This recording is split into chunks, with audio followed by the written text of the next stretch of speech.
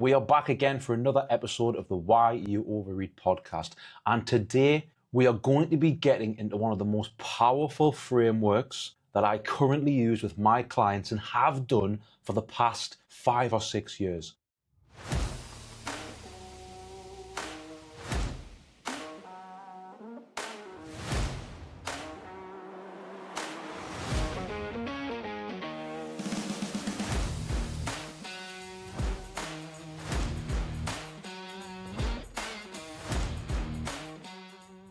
So today I'm going to be talking about the unmet needs, the deeper emotional void underneath all forms of food noise, emotional eating, overeating, or poor eating habits. Now, this is the myth that a lot of people struggle with. They think their eating is about a lack of willpower, about not being disciplined enough, not being motivated enough, or some people think it's a knowledge issue. So they'll brush up on their skills on nutrition, they'll learn all of the best diets, they'll get involved in all of the science behind weight loss, and they'll read all the diet books and all the Slimming World recipes and everything like that.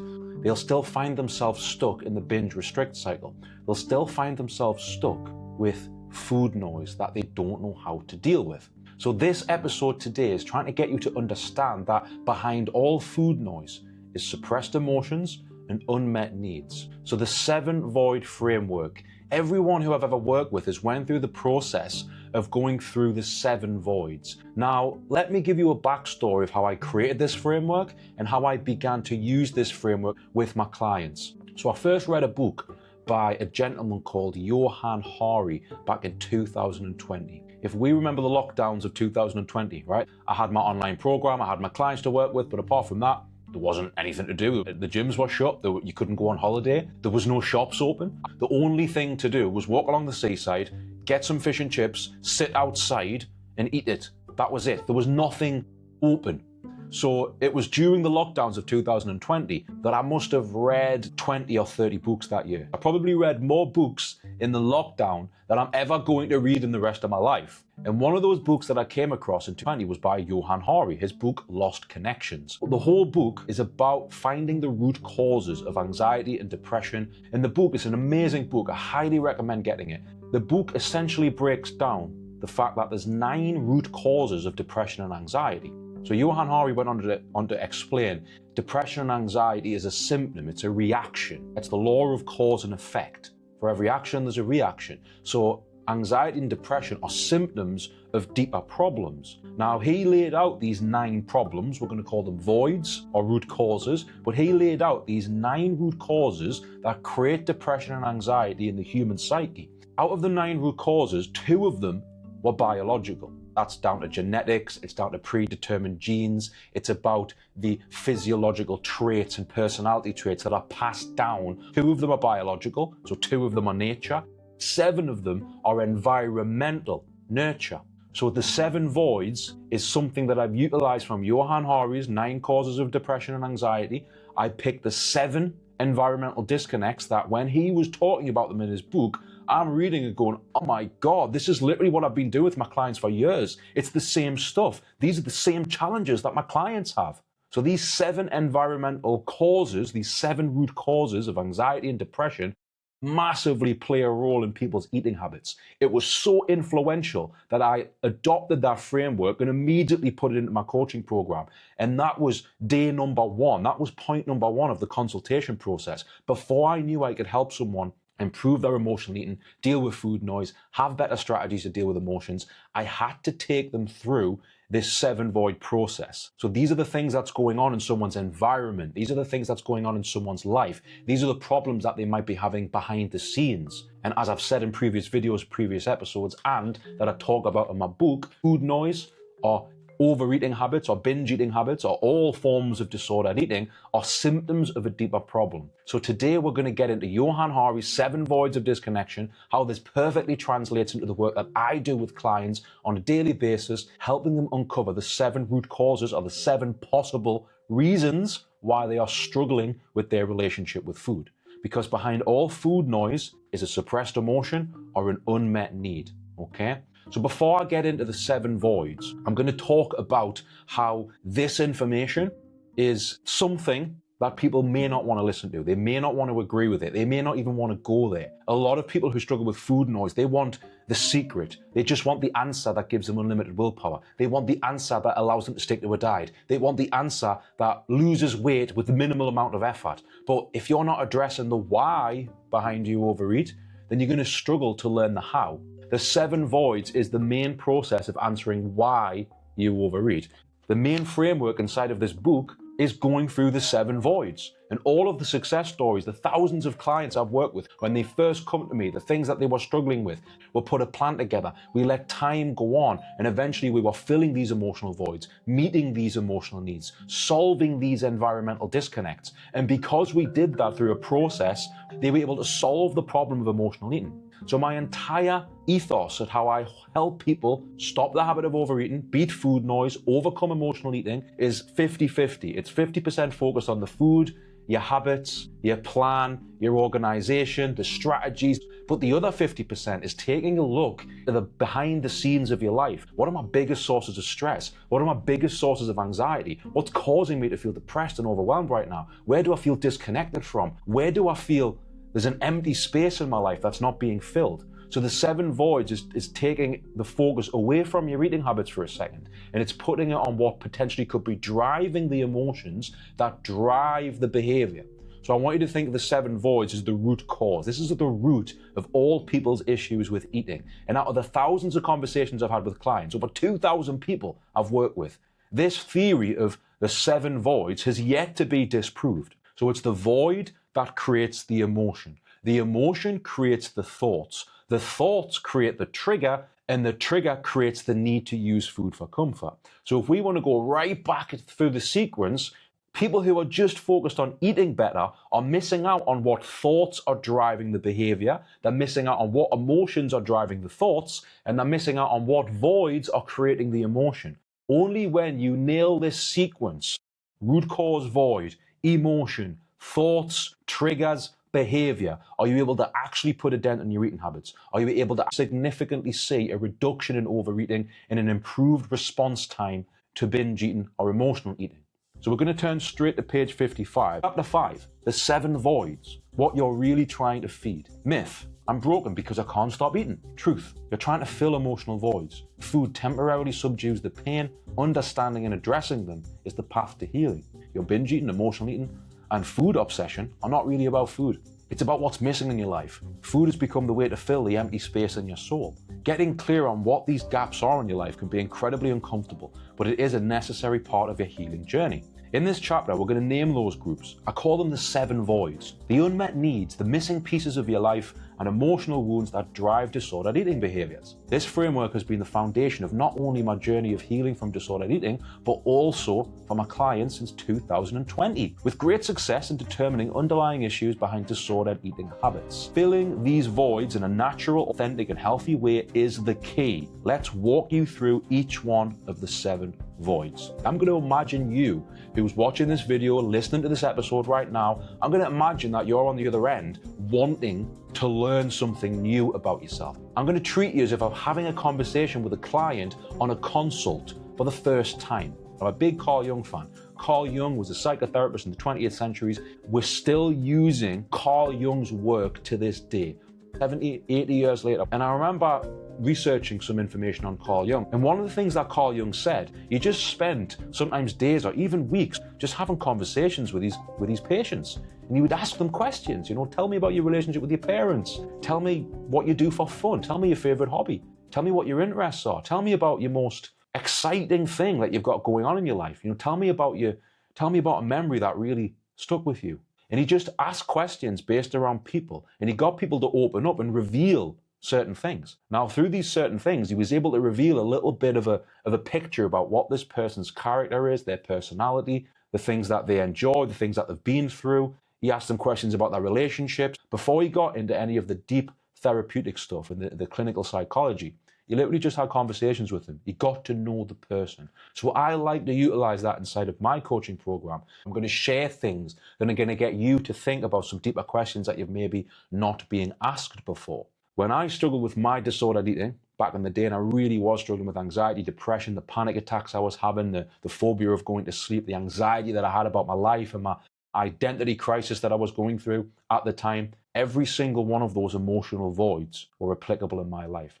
So when my eating disorder was at its worst, every single one of those voids was present in my life, and I didn't even know it until 4 years later when I'm reading this book by Johann Hari going, oh my God, I needed this book 4 years ago. If I knew this then, wow. It was an amazing breakthrough, and I've been using the same breakthroughs with my clients on day one when they work with me today. I'm going to read a couple of pages here that'll really get you to understand what void number one is. Void number one, disconnection from work, purpose, and fulfillment. You might not think your job has anything to do with your eating habits, but if you wake up every morning dreading the day ahead, that's going to cost you emotionally, because your job takes up 30, 40, maybe even 50 hours of your week. If those hours feel lifeless, soul-sucking, or chronically stressful, food may become your reward, your break from the monotony of life, your escape at the end of the day.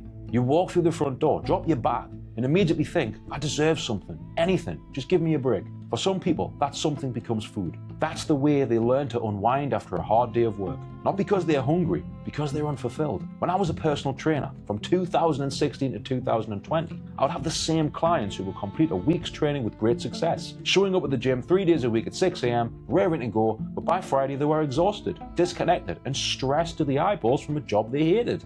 They would inevitably ruin an entire week's progress by spending Friday through Sunday completely exhausted from work. They would order takeaways, self-soothe with food, and create so much depression and anxiety that come Monday morning, they realized the damage they had done. My conversations with them in the gym during their warm-ups would always be about how much they hated their work, how they couldn't wait to leave and find another job. They felt trapped, hopeless, and stuck in a job that was causing them so much stress, anxiety, and depression. The same conversation week after week, yet I rarely saw any evidence of change. That is the definition of a vicious cycle. So void number one is all about your relationship with your job. Even before I was doing this mindset coaching, food noise coaching, and emotional eating coaching, I was hearing my personal training clients who were struggling to lose weight talk about how they used to stress eat because they hated their job. So the first void on the 7 void checklist is if you hate your job, if you get a lack of fulfillment from your job, if your job is highly stressful, if it's a toxic workplace, if you feel stuck, if you feel invalidated, if you feel like you do it just because it pays the bills but really you hate it, think about it for a second. If you're causing so much dread and anxiety and overwhelm every Sunday night because you're like, oh my God, I can't go back to work, I can't do this, I hate my life, I hate my job. I've had a job that I hated in the past, it was horrible. So if you're listening to this right now, just take an honest inventory, take an honest assessment. How much do you think your job impacts your eating habits? Now, this is not me saying leave your job right now. I'm not going to recommend what you should do with that right now. But all I'm doing is laying out the why you overeat. And one of the frameworks that impacts anxiety and depression, according to Johann Hari's 7 voids of disconnection, your relationship with your job. If you feel disconnected, lacking purpose, you don't enjoy it, you don't get on with it, you can't see yourself doing it long term, it brings you a lot of stress, a lot of anxiety, a lot of worry, a lot of dread, and that's directly impacting your mental health, which is then indirectly impacting your eating habits. How easy is it to come home at the end of the day so exhausted, so stressed, so overwhelmed, so worried, and you just think, I can't eat healthy right now, I'm not even thinking about it, I'm just going to eat junk food, I'm too exhausted to even think. So many people's relationship with food is being massively impacted by their job. Now, moving into void number 2, Carl Jung said the 2 most important decisions you'll make in your life, where you choose to work, who you choose to marry, aka your spouse. So disconnection from relationships is number 2. So if I'm having a consultation with a potential client, I might ask them, tell me about your relationships, not just romantic ones, but all of your relationships. And the reason why is because when people book a phone call, Sam, I've had this trigger that I want to work through with you, I want to tell you about it, I want you to help me create a plan to deal with this trigger for next time. I might say, right, let's jump on a phone call. And 9 times out of 10, the person who's telling me about a trigger that they had or something that upset them or something that overwhelmed them, something that impacted their mental health, normally will be involving another person.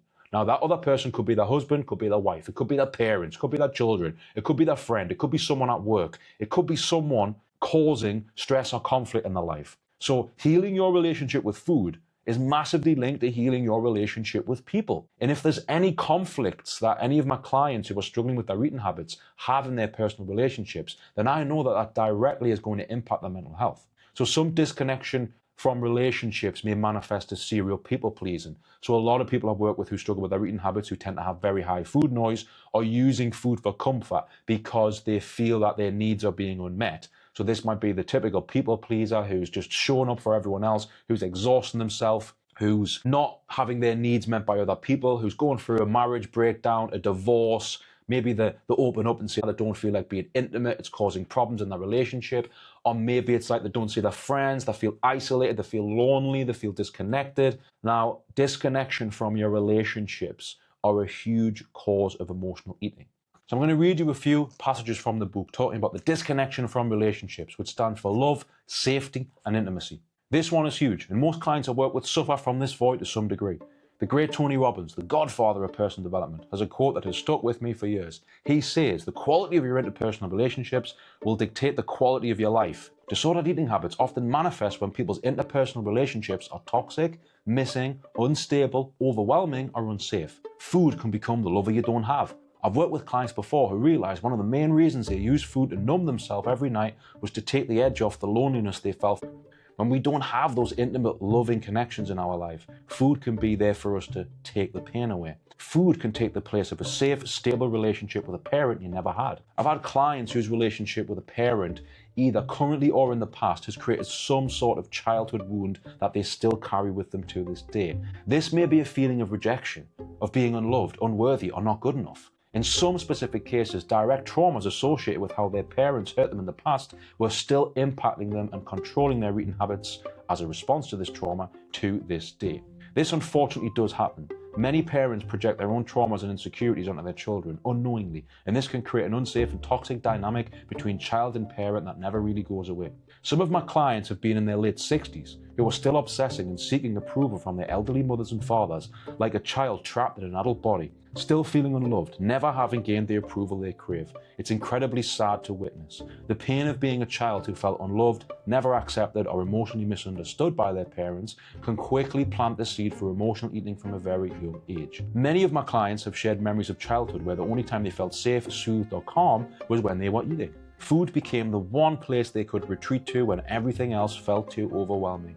They felt disconnected, emotionally exposed, vulnerable. And when you grow up in a home where your emotions are never seen, never validated, never welcomed, food can quickly become the thing you turn to for the comfort you are missing. So I wanted to share that passage with you just to show you how important your interpersonal relationships are. If I'm working with a client and they say, Sam, I'm struggling with my relationships, these are the conflicts, or I feel isolated, I feel lonely, I'm not getting on with my partner, there's hate, there's anger, there's resentment, there's conflicts going on in my relationship, then I know that that is going to be playing a role in their mental health, which is then indirectly playing a role in their relationship with food. Void number 3, we're moving on. Now we are moving into what are called disconnection from hobbies. Now this represents play, passion, a sense of joy and fulfillment. So one of the questions I might ask someone on a consultation to understand why they struggle with their relationship with food will be something along the lines of this. What do you do for fun? Or tell me, what do you like to do as a hobby? How do you like to express yourself? Where are you creative in your life? Where do you get your sense of fun and enjoyment from? Now, I wouldn't say half the time, but quite a sizable amount of time when I ask that question to people who are struggling with their eating habits, they'll pause and they'll go, nothing. I don't really do anything. And I say, right, so you don't really have any hobbies? Not really. So what do you do on a weekend? Well, just catch up on errands. Well, what do you do on a night time after work? Scroll on my phone and watch Netflix. What do you do for fun? I don't really have fun now that you mention it. I'm like, okay, backtrack a second. If you don't have a sense of pleasure in your life, no wonder food's top of your list. If you don't have a way to experience joy, pleasure, if you don't have any creativity going on in your life, if you don't do self-care, if you don't have anything that gets you excited, if you don't have any play, then no wonder food is being used to fill the gap. So I have seen a significant improvement in my clients' relationship with food when I show them that they need to have a hobby in their life. They need to have something that they can get a sense of enjoyment and connection from. If you've ever seen the film The Shining with Jack Nicholson, you'll remember the famous scene when his wife comes downstairs, knows that there's loads of weird things going on. She's starting to feel overwhelmed. She comes downstairs in the big lobby where Jack's been typing away, and she looks at what he's been writing for like 6 months while they've been looking after the Overlook Hotel all over winter. And Jack Nicholson has been, his character in The Shining, has been writing the same sentence over and over and over, almost to psychotic levels, because he's got thousands of pages of the same thing, and it was typed out on a typewriter. So he's been writing the same word for months as if he lost his mind. And those words were, all work and no play makes Jack a dull boy. All work and no play makes Jack a dull boy. And that is true. I love that quote because it's so true, okay? There's another quote from a Morrissey song. I can't actually remember which song, but he says something along the lines of, the devil makes work for idle hands. So I see this play out in my coaching with clients who come to me for their food noise and for their eating habits. And one of the first things I'm looking for is like, right, where do you get your pleasure from? Because the devil makes work for idle hands. If you don't have anything to look forward to, you'll get bored. If you don't have anything to get self-care from, you'll get overwhelmed. If you don't have something to get your teeth into that isn't food, if you'll pardon the pun, then you're not going to get any pleasure and excitement in your life. And so many people who are emotional eaters, overeaters, and who struggle with food noise, the reason they struggle with food is because they don't have anything else going on in their life. So ask yourself, do you currently have a hobby? Do you have self-care? Do you have evenings of the week when you just can't wait to do something, when you can't wait to get your teeth into something, when you can't wait to do a hobby of yours, or you're looking forward to something meaningful to you? I have always said this, emotional eaters are creative people who are not being creative enough. So I'm going to read a few chapters of void number 3 for you. Disconnection from passion, joy, hobbies, and expression. If food is the highlight of your day, that's a problem. If you spend the week counting down to Friday night pizza, or the only joy you feel is when you're eating, that's not disordered eating. That's disordered living. You need more pleasure in your life. Food should not be the highlight of your day or your week. If food is all you've got, it's what you will come to rely on. You need things to look forward to in your life. Things that light you up, that are creative, that let you play, explore, and feel alive. If not, food can fill the gap. So one of the main causes of disconnection that I see from people is they don't have any creativity going on in their life. They are bored. And when they are bored, they think about the past. When they are bored, they worry about the future. If you want to improve your mental health, and Johann Hari says this in his book, get creative, get connected to a sense of purpose, get connected to things that fulfill you, play, be creative, have fun, try and have balance between work, life, and family. If you don't have anything to look forward to, come the end of the day, that food noise is going to be really strong. If you can end the day, put your head on the pillow at night and go, wow, I'm so pleased I did this thing for me today. I had so much fun there. I'm really glad I did that. Then the likelihood of you having crippling food noise that you can't deal with is massively reduced straight away. Whereas if most of your days are ending where you put your head on the pillow and you're going, oh, I've done nothing for me today. I've got nothing to look forward to. My life is crap. It's all work and no play. It's just Groundhog Day. Then is that not playing a role in your eating habits? Quite possibly. So void number 4. A lot of people have been through some traumas. There's actually another book that I will reference today. I've got it right here. It's a book by Nicole LePera. It's called How to Be the Love That You Seek. And I also read this in 2020, 2021 time. And again, I read a passage from this book that really made me see things clearly and go, wow, my clients have been mirroring this back to me for years. So I know this theory is true. But Nicole LePera says in her book, this is real researched information, you can check her out, you're 4 times more likely to struggle with an eating disorder if you went through some sort of abuse in childhood.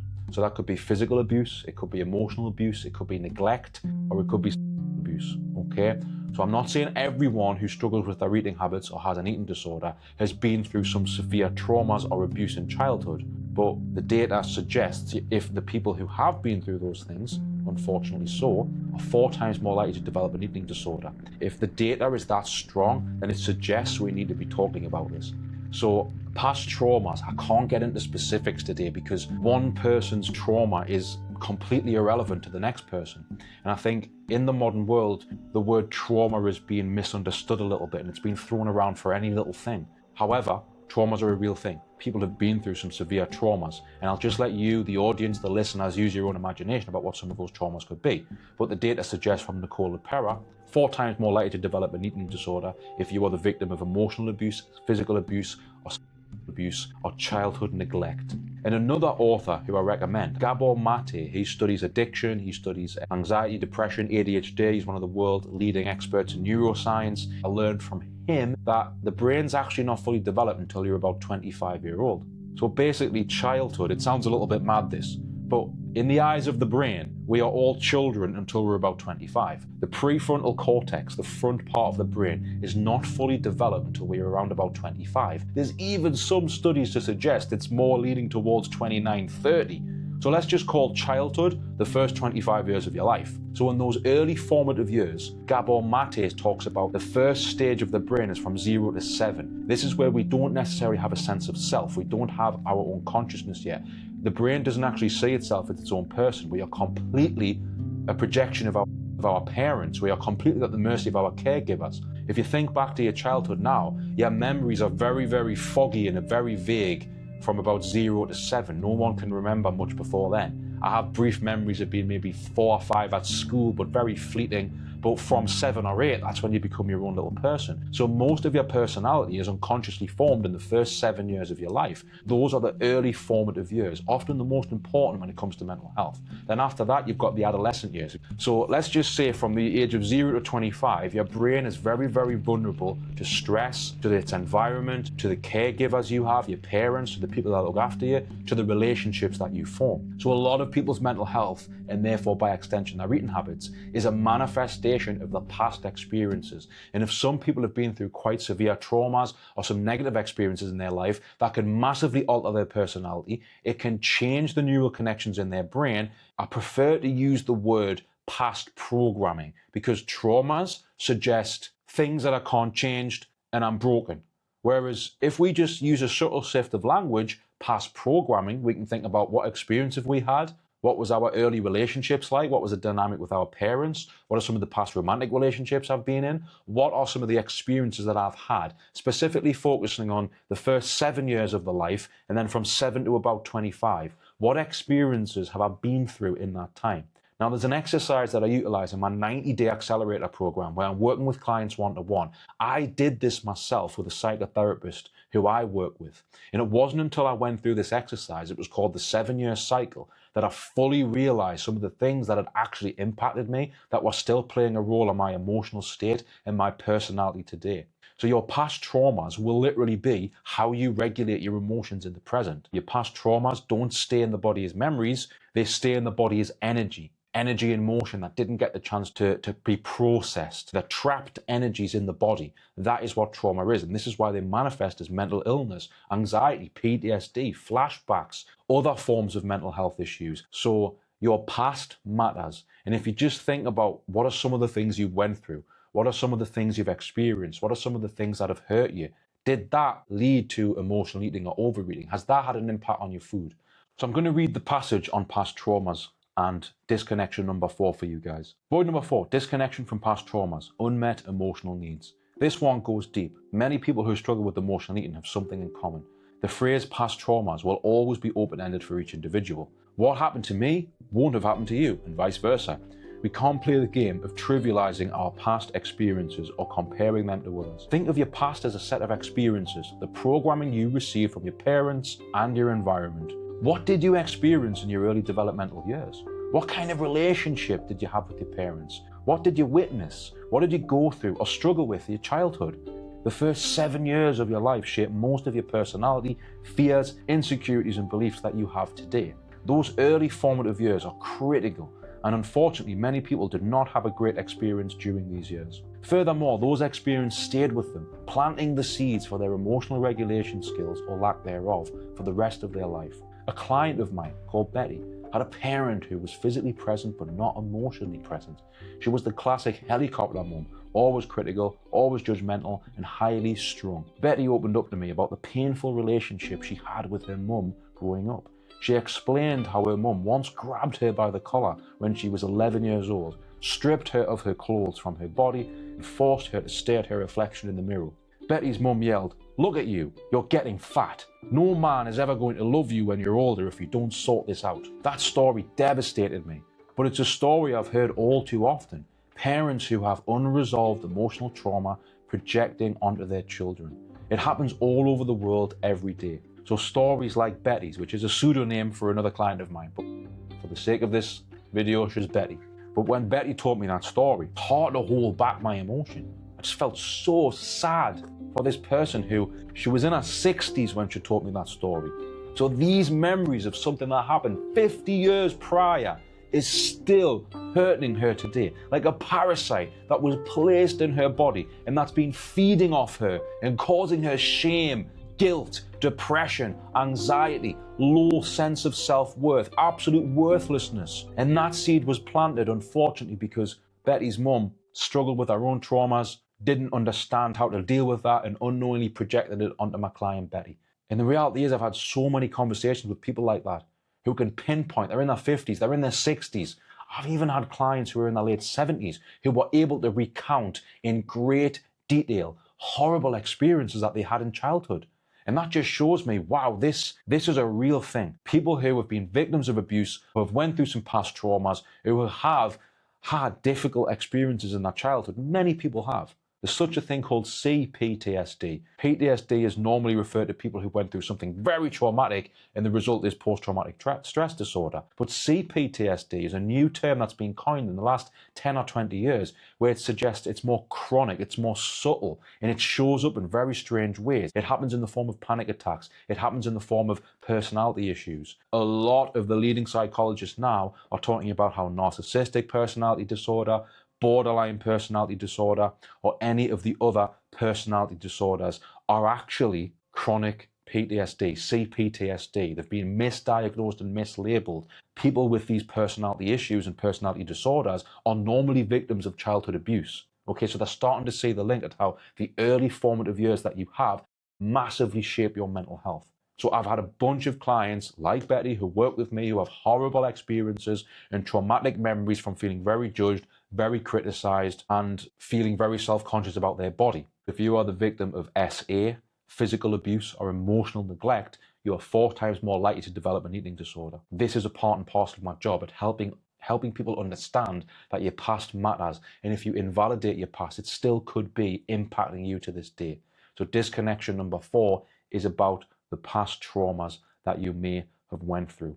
So I've went through 4 of the voids today. We are going to do the final 3 voids in the next episode. This was a very emotional episode, and it's very, very difficult to talk about these things, but I'm hoping that these snippet into the 7 void process, the main framework of my book, which you can grab by going down to the link in the comments below, getting your hands on a copy of this, and read through it yourself. In the next episode, I will be back explaining the final 3 voids and how I actually help clients make sense of these voids. I will see you in the next video. Thank you for being here. Make sure you like, comment, and subscribe. And if there is something that's really stuck out today, a big insight that you've had, something that's massively impacted you, or you feel safe and vulnerable enough to share that in the comments, please let me know below. I will see you in the next video. Adios, amigos.